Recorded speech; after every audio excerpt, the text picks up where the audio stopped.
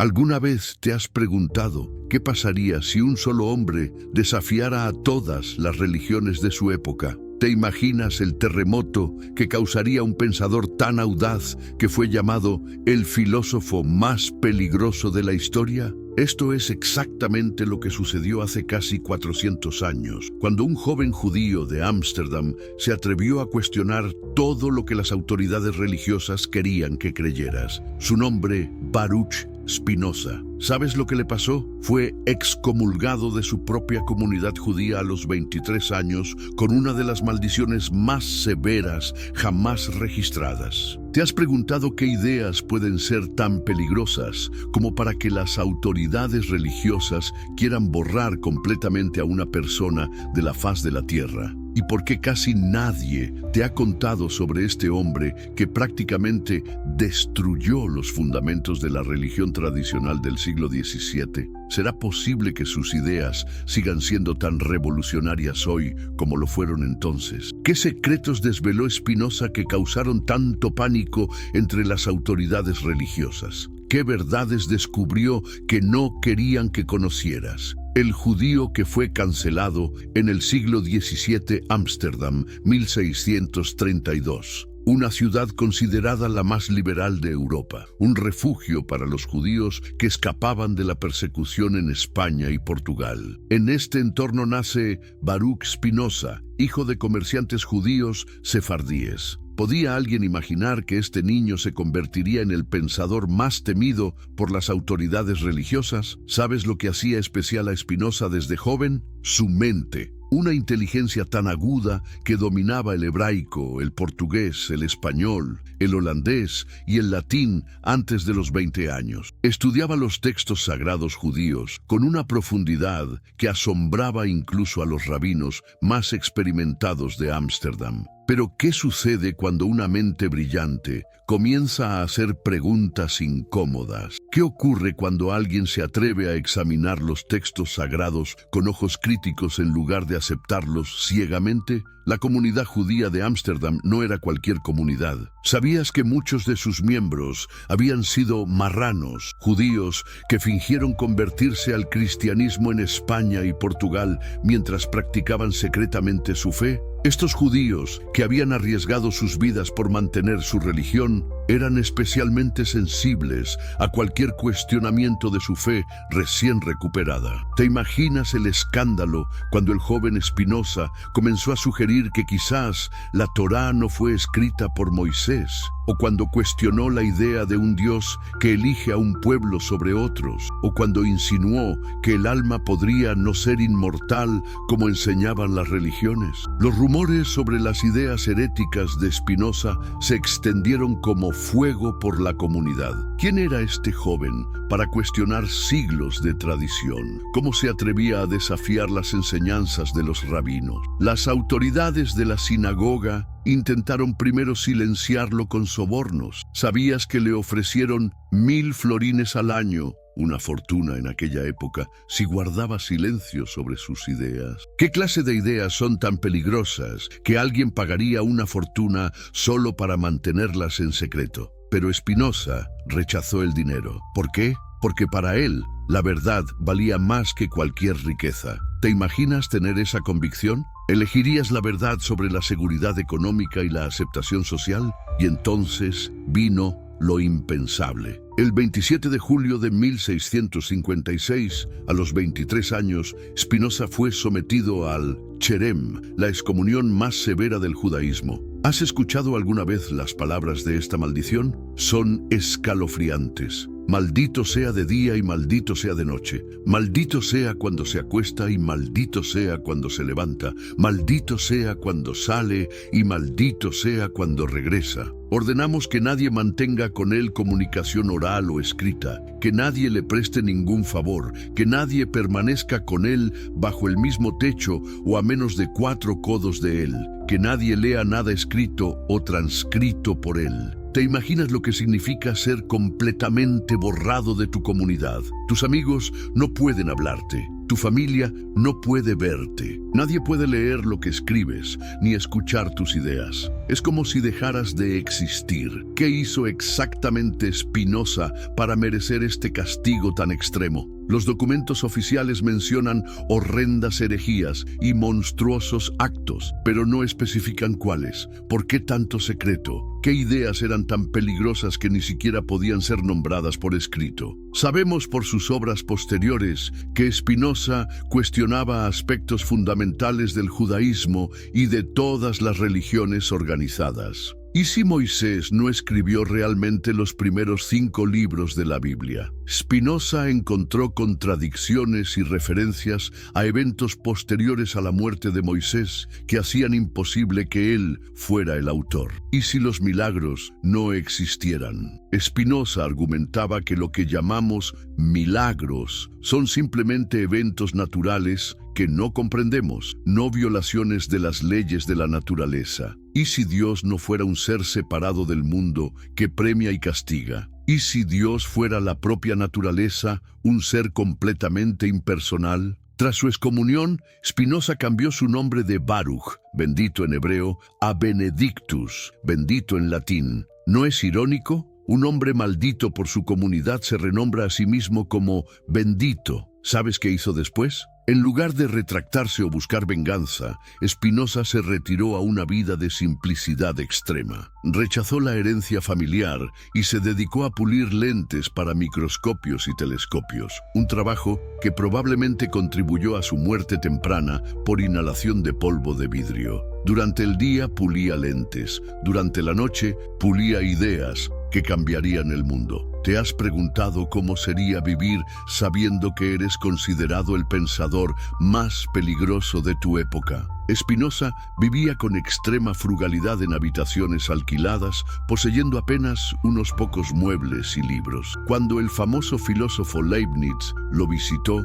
se sorprendió por la simplicidad de su vida. ¿Y sabes qué es lo más sorprendente? Spinoza rechazó múltiples oportunidades para mejorar su situación económica. El elector palatino Carl Ludwig le ofreció una cátedra de filosofía en la Universidad de Heidelberg, pero Spinoza la rechazó para mantener su libertad intelectual. ¿Te imaginas rechazar fama, prestigio y seguridad económica solo para poder pensar libremente? Dios, según Spinoza, la idea que sacudió el mundo. ¿Y si todo lo que te enseñaron sobre Dios fuera completamente erróneo? ¿Y si la imagen de un Dios personal que premia a los buenos y castiga a los malos fuera simplemente una ficción creada para controlar a las masas? Esta es la bomba intelectual que Spinoza lanzó en el siglo XVII, una idea tan revolucionaria que aún hoy sigue siendo radical. ¿Cuál fue esa idea? En una palabra,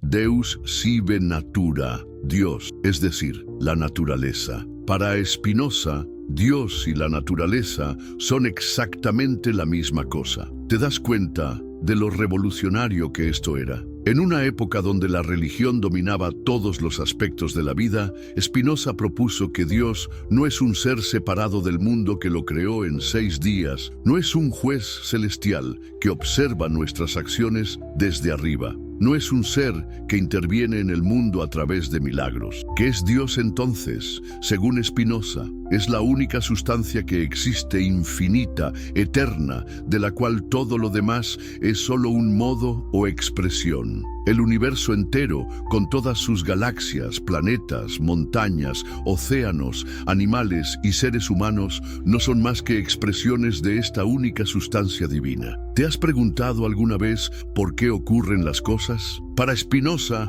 todo lo que sucede en el universo sucede por necesidad absoluta. No hay accidentes, no hay arbitrariedad, no hay milagros que rompan las leyes de la naturaleza. Todo lo que es como debe ser, siguiendo el orden necesario de la causalidad. ¿Sabes lo que esto significa para las religiones tradicionales? Es un terremoto que sacude sus cimientos mismos. Si Dios es la naturaleza misma y todo sucede por necesidad, entonces, ¿para qué sirven las oraciones? ¿Cómo podría un Dios que es la naturaleza misma cambiar el curso de los acontecimientos solo porque se lo pedimos? ¿Qué sentido tienen los milagros? Si las leyes de la naturaleza son las leyes de Dios, ¿cómo podría Dios violar sus propias leyes? ¿Por qué existiría un pueblo elegido? Si Dios es la totalidad de la naturaleza, ¿cómo podría favorecer a un grupo humano sobre otro? ¿Tiene sentido hablar de premios y castigos divinos? Si todo sucede por necesidad, nuestras acciones son tan determinadas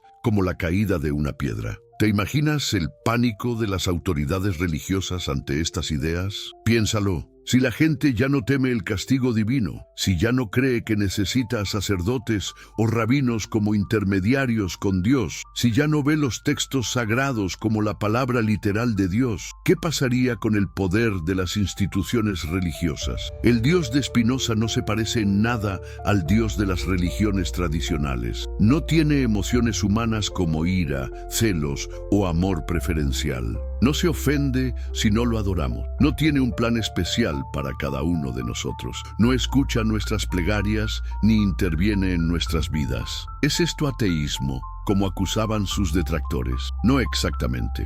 Spinoza nunca negó la existencia de Dios, simplemente redefinió lo que Dios significa. Algunos han llamado a su sistema panteísmo, todo es Dios, o panenteísmo, Dios está en todo, pero es más que la suma de todo.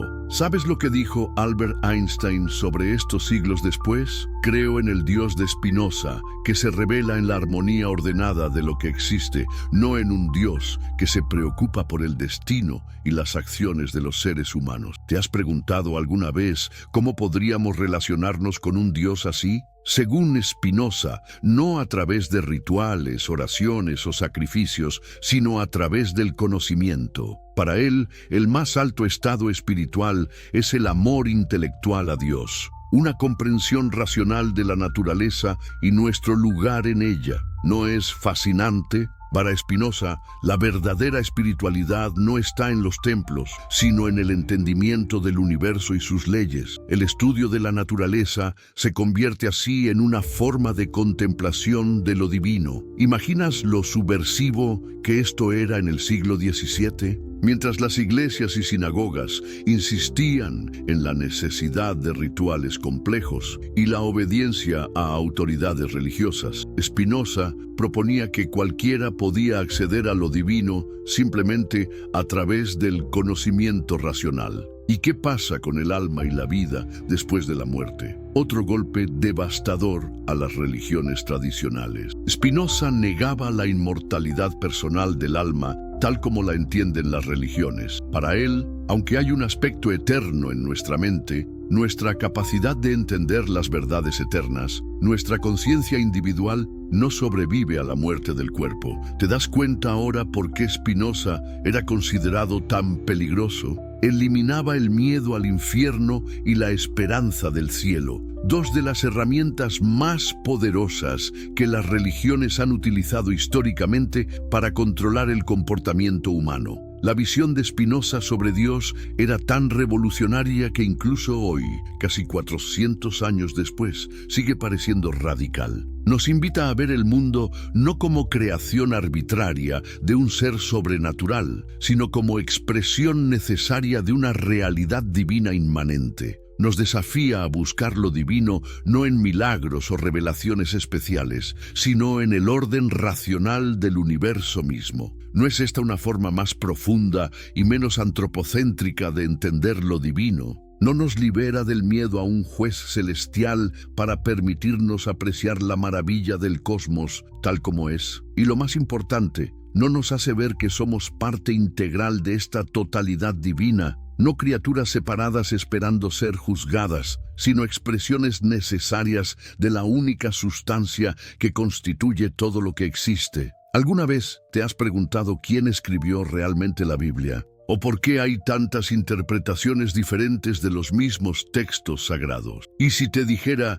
que hace casi 400 años, un filósofo se atrevió a estudiar la Biblia como un documento histórico y no como la palabra literal de Dios. Esto es exactamente lo que hizo Spinoza en su obra más controversial, el Tratado Teológico Político, publicado anónimamente en 1670. ¿Por qué anónimamente? Porque Spinoza sabía que sus ideas eran tan explosivas que pondrían su vida en peligro. ¿Te imaginas el escándalo cuando este libro comenzó a circular? Las autoridades religiosas entraron en pánico. El libro fue prohibido inmediatamente en numerosos países.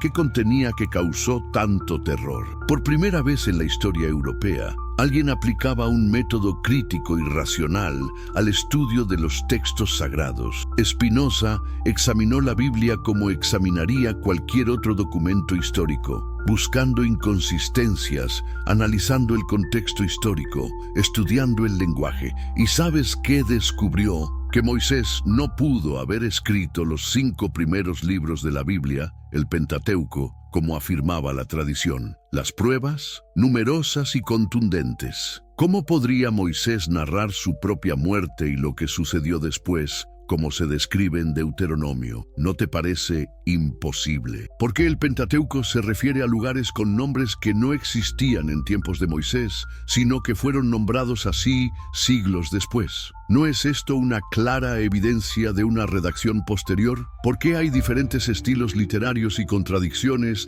dentro del texto si todo fue escrito por una misma persona? ¿No sugiere esto múltiples autores en diferentes épocas? Spinoza concluyó que el Pentateuco fue compilado mucho después, probablemente por Esdras en el siglo V a.C., utilizando diversas fuentes y tradiciones. ¿Te das cuenta de lo revolucionario que esto era? Estaba diciendo que los textos considerados más sagrados no fueron escritos por quienes la tradición afirmaba. ¿Y qué hay de los profetas bíblicos? ¿Realmente recibieron mensajes directos de Dios? Spinoza tenía otra explicación que escandalizó a las autoridades religiosas. Para él, los profetas no eran receptores pasivos de revelaciones divinas, sino personas con imaginación especialmente vívida. Sus profecías reflejaban su temperamento, educación y circunstancias históricas. ¿Por qué los profetas utilizan diferentes imágenes y estilos? Porque sus visiones estaban condicionadas por sus personalidades y conocimientos. Amós, un pastor,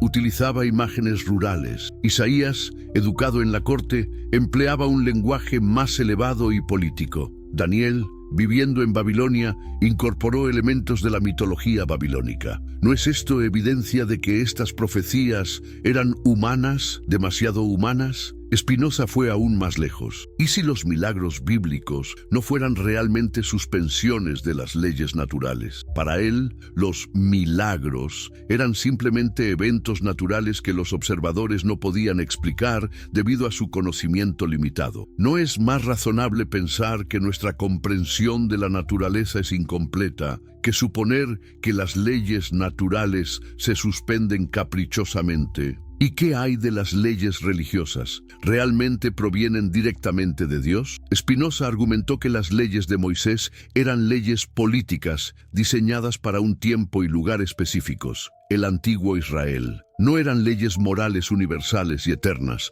sino normas adaptadas a las circunstancias de un pueblo particular. ¿Te imaginas el terremoto que estas ideas causaron? Spinoza estaba efectivamente diciendo que la Biblia no era la palabra literal de Dios, sino un documento humano, histórico, con todas las limitaciones que eso implica. Pero quizás lo más revolucionario fue su propuesta de separar la teología de la filosofía. Para Spinoza, la religión debería limitarse a enseñar la obediencia y la piedad, mientras que la filosofía debería buscar la verdad mediante la razón. Los textos sagrados nos enseñan a amar al prójimo, no verdades científicas o filosóficas. ¿Te das cuenta de lo que esto significaba? Estaba diciendo que las instituciones religiosas no deberían tener autoridad sobre el conocimiento científico o filosófico. ¿No te recuerda esto a los conflictos entre Galileo y la Iglesia que habían ocurrido apenas unas décadas antes? Spinoza argumentaba que la verdadera religión se reduce a amar a Dios, entendido como la naturaleza, y al prójimo. Todo lo demás, rituales, dogmas, jerarquías, eran añadidos humanos, a menudo diseñados para mantener el poder sobre los creyentes. ¿Te sorprende ahora que tanto judíos como cristianos lo consideraran un hereje peligroso? Estaba desmantelando las bases de su autoridad, proponiendo una espiritualidad que no necesitaba intermediarios, una religión sin sacerdotes ni rabinos. Libertad y determinismo, la contradicción explosiva. ¿Somos realmente libres o nuestras acciones están determinadas por causas que no controlamos? Esta pregunta ha atormentado a filósofos durante siglos, pero la respuesta de Spinoza fue tan radical y paradójica que sigue desafiándonos hoy. ¿Cuál fue esta respuesta? Que todo en el universo, absolutamente todo, sucede por necesidad.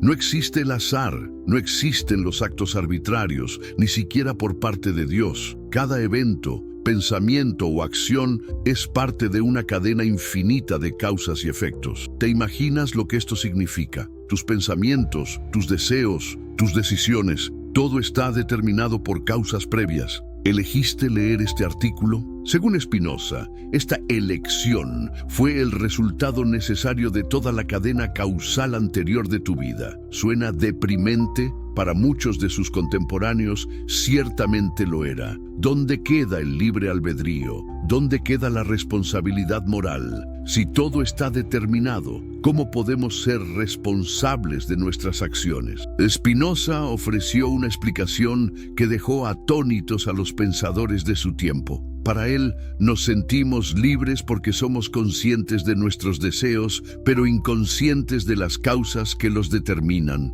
Imagina una piedra que cae. Si esta piedra tuviera conciencia, pensaría: estoy cayendo porque quiero caer. No reconocería que su movimiento está determinado por la gravedad y otras fuerzas físicas. No somos a veces como esa piedra, creyendo que actuamos libremente cuando en realidad estamos siguiendo causas que no percibimos. Esta visión demolía por completo la idea tradicional del pecado y la culpa. Si nuestras acciones están determinadas por causas anteriores, ¿tiene sentido hablar de pecado? ¿Cómo puede alguien ser culpable por actuar según lo determinado por la cadena causal? Para las religiones que se basaban en conceptos de pecado, culpa, castigo divino y redención, esto era dinamita pura. ¿Te imaginas un mundo sin culpa religiosa? Un mundo donde las personas entienden que actúan según su naturaleza y circunstancias, no por una misteriosa libertad desconectada de causas. Pero aquí viene la paradoja asombrosa. A pesar de este determinismo radical, Spinoza creía firmemente en la posibilidad de la libertad humana. ¿Cómo es posible? Para Spinoza, la verdadera libertad no consiste en estar libre de causas, algo imposible, sino en ser determinado por causas que entendemos y que son internas a nuestra naturaleza, en lugar de causas externas que nos dominan sin que las comprendamos. ¿Confundido? Piénsalo así. Una persona ignorante de sus propias pasiones es como un barco a la deriva, empujado por vientos y corrientes que no entiende. Una persona sabia, que comprende las causas de sus emociones y deseos, es como un navegante que puede usar esos mismos vientos para dirigir su barco. Ambos están sujetos a las mismas fuerzas, pero uno es libre en un sentido más profundo que el otro. ¿No es esta una visión más sofisticada de la libertad que la simple idea de poder hacer lo que queremos? Spinoza propuso que podemos aumentar nuestra libertad a través del conocimiento. Cuanto más entendemos las causas que nos determinan, más podemos actuar desde nuestra propia naturaleza, en lugar de ser dominados por fuerzas externas. Pero ¿qué pasa con la moralidad? Si no hay libre albedrío en el sentido tradicional, ¿cómo distinguir entre bien y mal?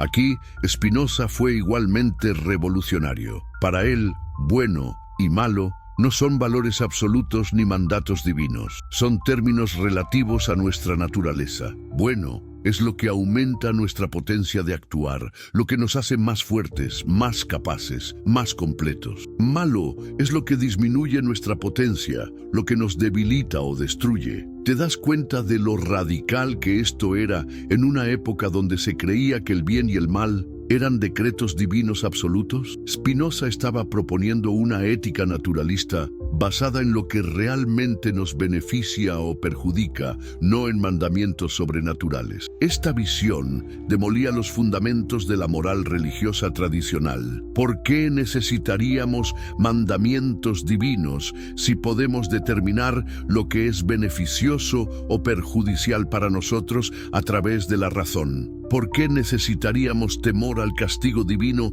si entendemos que ciertos actos nos dañan naturalmente? Spinoza no estaba promoviendo el egoísmo. Al contrario, argumentaba que la razón nos muestra que la cooperación con otros seres humanos aumenta nuestra potencia. El sabio entiende que su propio bienestar está conectado con el bienestar de la comunidad. ¿No es fascinante? Spinoza logró combinar un determinismo radical con una poderosa visión de la libertad humana y una ética naturalista. Eliminó la culpa religiosa sin caer en el todo vale. Negó el libre albedrío tradicional sin negar la responsabilidad humana. Las emociones redefinidas. La psicología revolucionaria. ¿Alguna vez has sentido que tus emociones te controlan? ¿Que eres esclavo de tus pasiones? Y si te dijera que hace casi 400 años, Spinoza desarrolló una teoría de las emociones tan avanzada que neurocientíficos modernos como Antonio Damasio la consideran profundamente acertada. En una época donde las pasiones eran vistas como pecados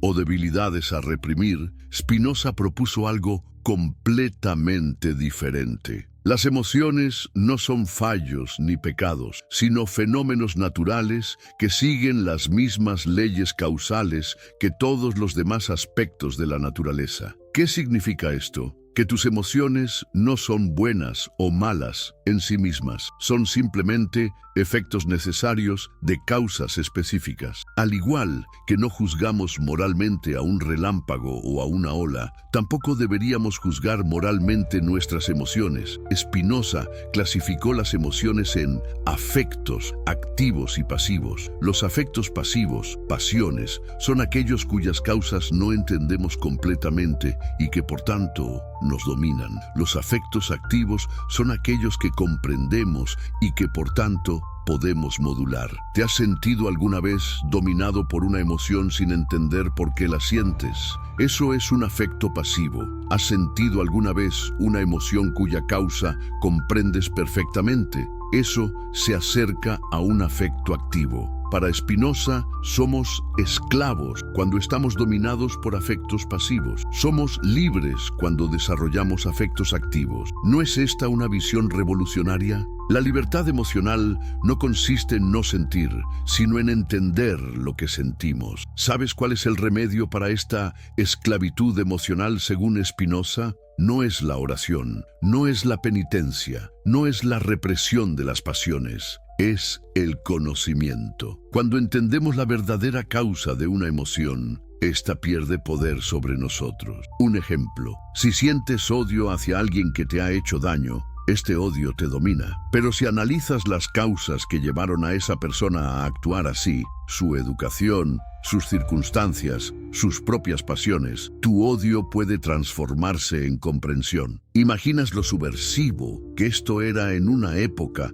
donde el sufrimiento era visto como castigo divino y la solución era la oración o el sacrificio? Spinoza estaba diciendo: no necesitas un sacerdote para manejar tus emociones, necesitas conocimiento. Spinoza distinguió 3 tipos básicos de afectos de los que derivan todos los demás: deseo, alegría y tristeza. El deseo es el esfuerzo por perseverar en nuestro ser. La alegría es el paso a una mayor perfección o potencia. La tristeza es el paso a una menor perfección o potencia. ¿Y sabes qué? Para Spinoza, la alegría es siempre buena y la tristeza siempre mala, en el sentido de que la alegría aumenta nuestra potencia de actuar, mientras que la tristeza la disminuye. ¿No contradice esto las religiones que glorifican el sufrimiento y la tristeza como caminos hacia la salvación? Spinoza analizó decenas de emociones complejas, mostrando cómo surgen de estas básicas. El amor es alegría acompañada de la idea de una causa exterior. El odio es tristeza acompañada de la idea de una causa exterior. La esperanza es alegría inestable, nacida de la idea de algo futuro o pasado de cuya realización dudamos. ¿Te das cuenta de lo moderno que era este enfoque? Siglos antes de la psicología científica, Spinoza estaba analizando las emociones